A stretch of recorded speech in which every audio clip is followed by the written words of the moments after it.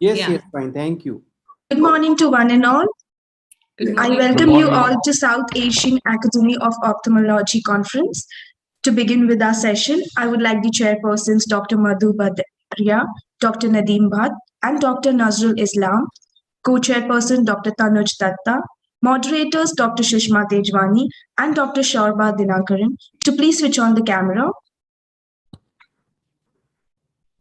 Over to you, Doctor. Doctor, you can take over. Well, thanks, Sabrina. A very warm welcome to all of you. And I'm really grateful to all of you for accepting the invitation and agreeing to share your knowledge with us. Our next speaker is Professor Nazrul Islam. Sir will be speaking on challenges in the current glaucoma management in the SAARC countries.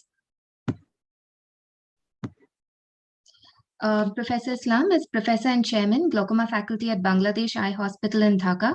He is the former President and current advisor for the Bangladesh Glaucoma Society. He is currently the President of the Bangladesh Society of Cataract and Refractive Surgeons at Bangladesh Eye Care Society. He is a board member of the Asia Pacific Glaucoma Society. He is the Editor-in-Chief for the Journal of Bangladesh Glaucoma Society. He has several articles and editorials published in various peer-reviewed ophthalmic journals. He is the author and co-author of several books, and Dr. Nazrul Islam has received multiple gold medals and awards, both at home and abroad. Welcome to you, sir.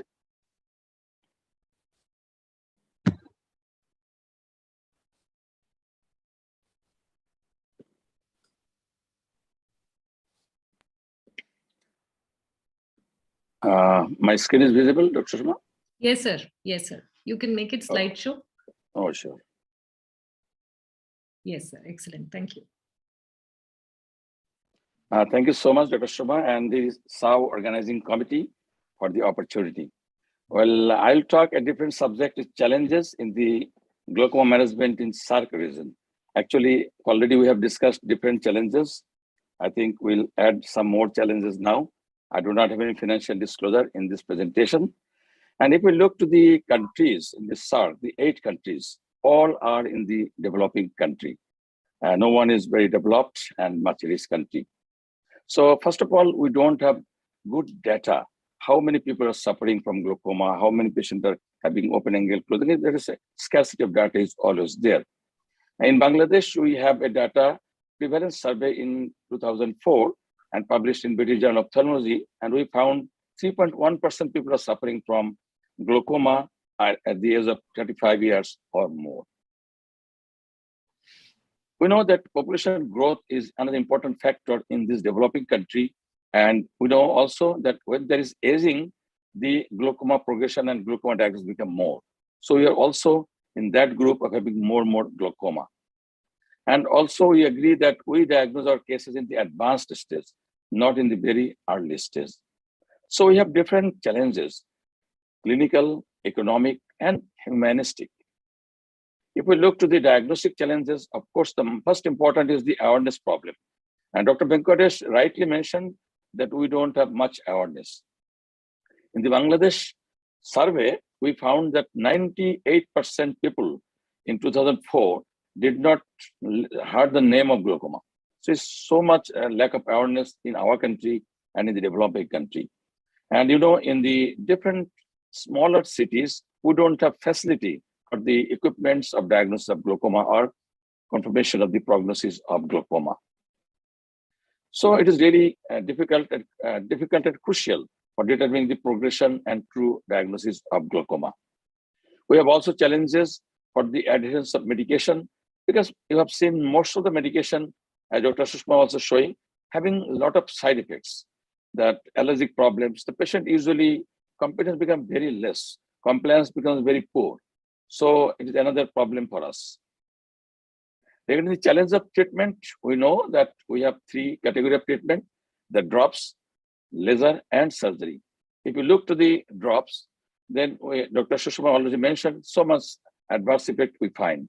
So I always try to convince my patient in the early glaucoma cases, when there is not much defect in the OCT or there is no change in the visual field, preperimetric glaucoma, very low pressure, do not need very high, low target pressure. I prefer to do selective laser trabeculoplasty because it does not make any harm to the patient. it increases the quality of life. You can see there is no structural damage in the SLT.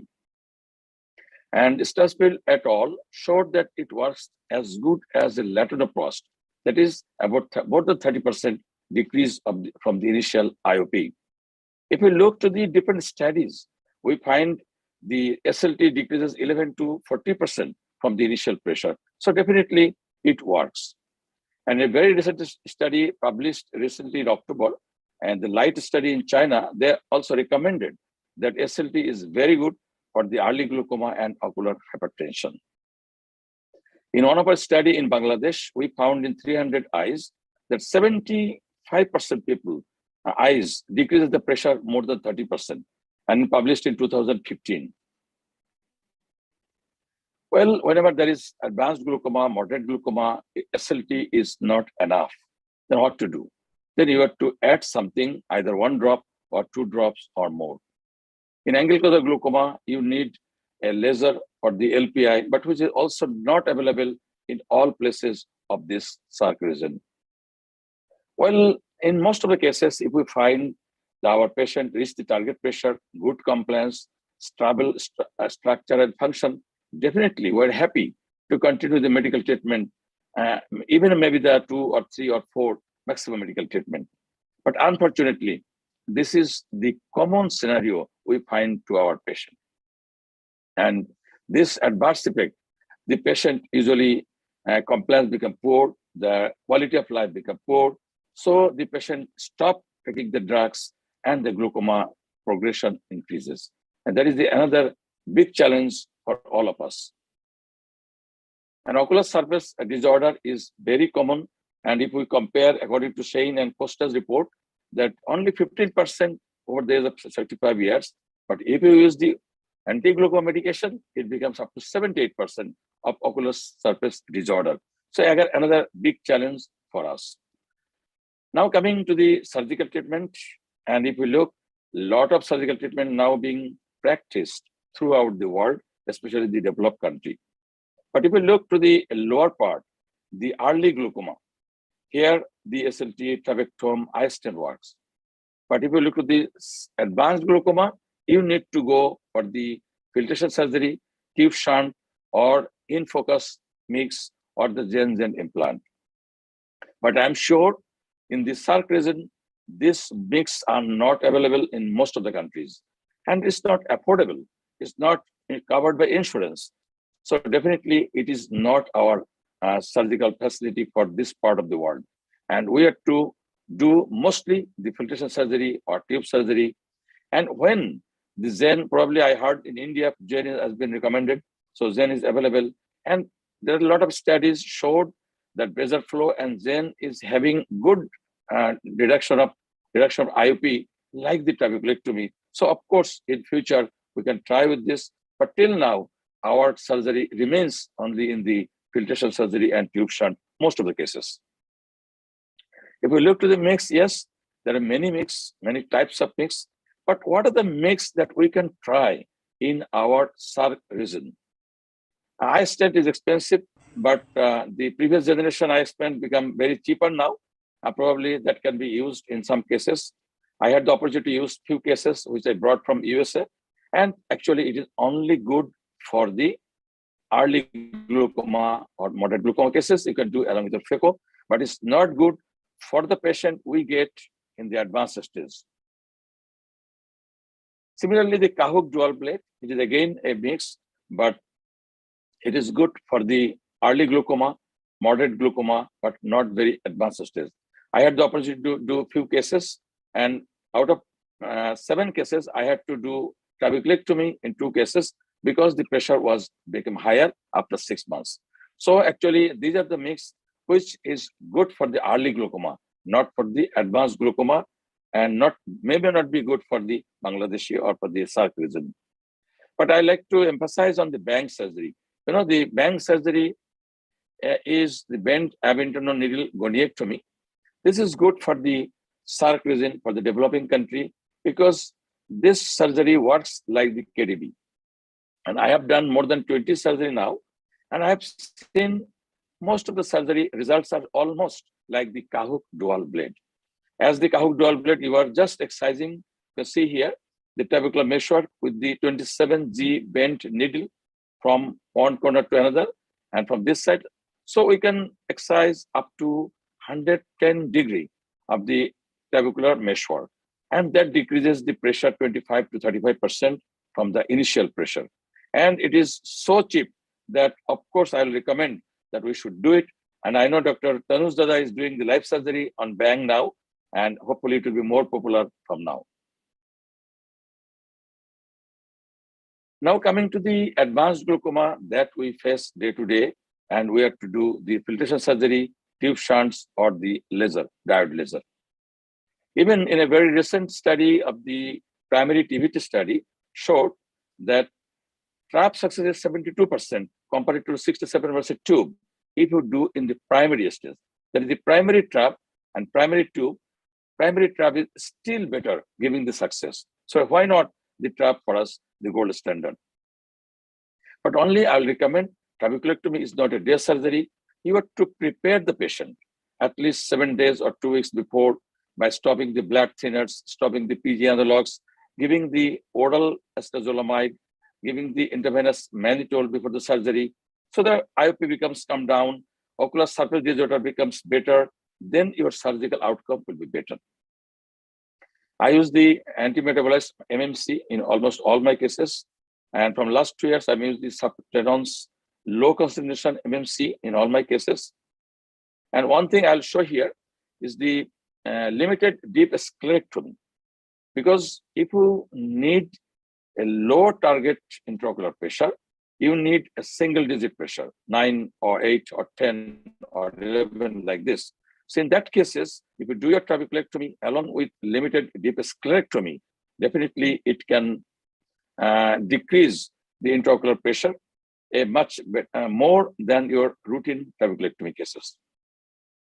So after making the superficial flap, half thickness flap, I'm making another deep scleral flap, but of course very thin, should not go to the choroid.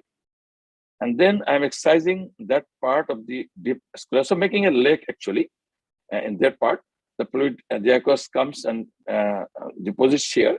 And I have seen in all my cases, the pressure comes down quickly and for long time. But unfortunately, I got few cases which had hypotony and the pressure becomes so low. So this is not my routine procedure.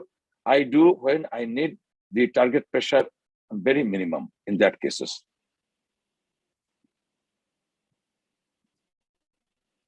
Now coming to tube, of course, when the refractory glaucoma, we need to do the bulb or the non-bulb tubes. But again, the tubes, we have Ahmed bulb, we have Barwell, Paul glaucoma implant, and RD. I'll recommend in SAARC countries, we learned RD because even in few years, we were afraid of doing RD because Ahmed bulb gives the instant result. The second day, you will get the intraocular pressure comes down. But in the RD, you have to still give the anti-glaucoma medication for maybe 1 week, 1 month, or 6 weeks like that, because you're occluding the tube. And though you're giving some fenestration, but most of the cases, you need to continue some of the anti-glaucoma medication in the RD.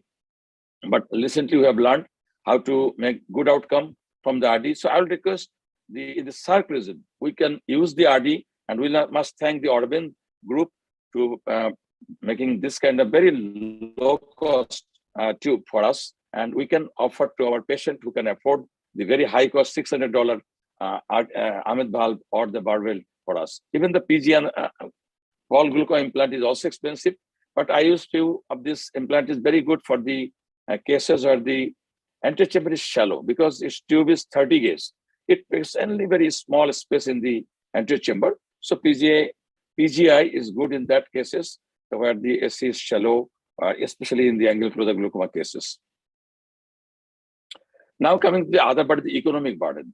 We know that direct medical and non-medical costs of glaucoma are significant, not only in developing country, also globally. So this is economic burden. So if we diagnose our cases early, treat our cases, this economic burden goes very less. If we see the cost per patient, though we don't have much data, but we have data in the USA, it is $1,800 per patient, Australia, $500 per patient. Nigeria, $480. This is very high.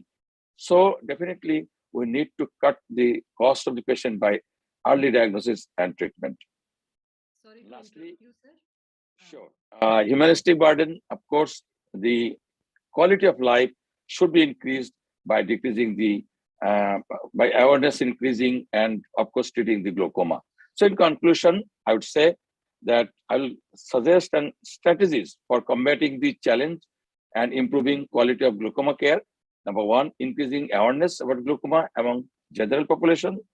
Early detection and optimal management of glaucoma is a means to prevent blindness and produce clinical, economic, and humanistic burdens related to this disease in developing and SAARC countries. We need low-cost, preservative-free anti-glaucoma medication. We need availability of the laser for the affordable cost. And of course, glaucoma filtration surgery must be learned by all glaucoma practitioners and should be done at low cost for the permanent treatment of glaucoma. Thank you very much. Thank you so much, sir, for that excellent insight into very relevant challenges in our SAARC region and relevant to all of us sitting here in India, Bangladesh, Pakistan, Nepal. So thank you so much for the excellent talk.